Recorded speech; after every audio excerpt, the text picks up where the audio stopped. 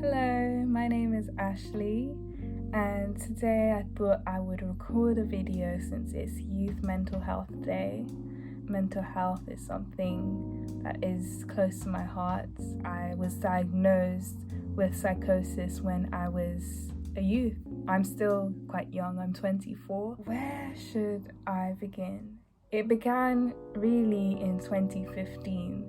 That's when I saw signs that I had problems with my mental health after a traumatic experience at university, which led me to leave uni. But I thought, you know what, that's okay, I'll move past that. So 3 years later, actually a year after that, I moved to a different university. And then it came to exam season in January 2018. And that's when I experienced my first psychotic episode. That was quite scary because there were people around me, my family members, but I thought that they were enemies. I thought that people were controlling their minds. I also thought that the end of the world was coming very soon and they were trying to stop me from being able to survive. And there was quite a lot of thoughts going on in my mind. I started off by small subtle thoughts and they became racing thoughts, and I had no control over my thoughts. It was quite scary because I felt like everyone else was in the wrong and I knew what was going on. I think it came across like I was aggressive. I wasn't trying to hurt anyone. I was just trying to save, I guess, myself, save them. I thought that they were somewhere, but someone had controlled them. So I was sectioned under the Mental Health Act. That means that I was hospitalized against my own will. As you can imagine, that was very frightening. First day, I thought I would come out of hospital. It turned out to be over a month. It felt like a prison. I felt like I was locked up and I couldn't really do anything. I couldn't go anywhere. And I understand now that I was quite ill. There was a lot going on, but I started to gain more strength over time because at first I didn't want to drink or eat anything and I thought that everything was poisonous. So they started feeding me through a tube, through my nose, and that was uncomfortable, but I got used to it.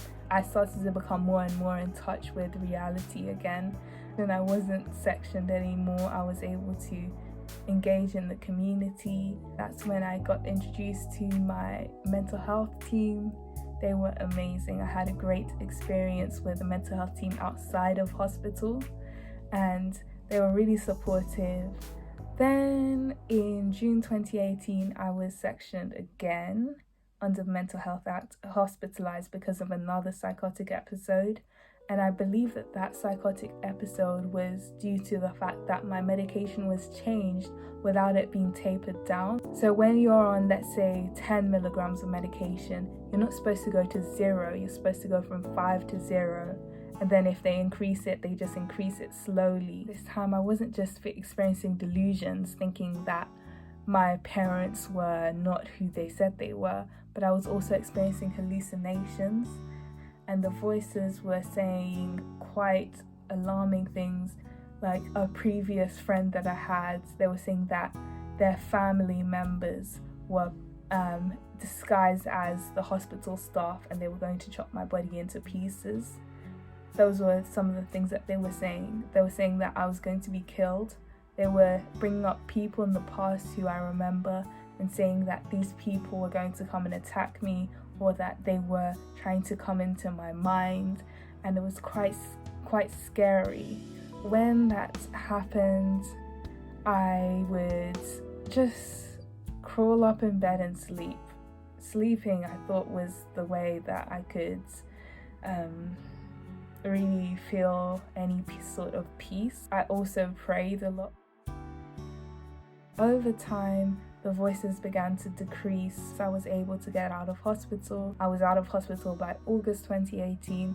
My voices started to shift from voices to nightmares, and that was not the greatest thing, because it's like I used to want to sleep to get away from the voices, but then when I would go to sleep, the voices were there.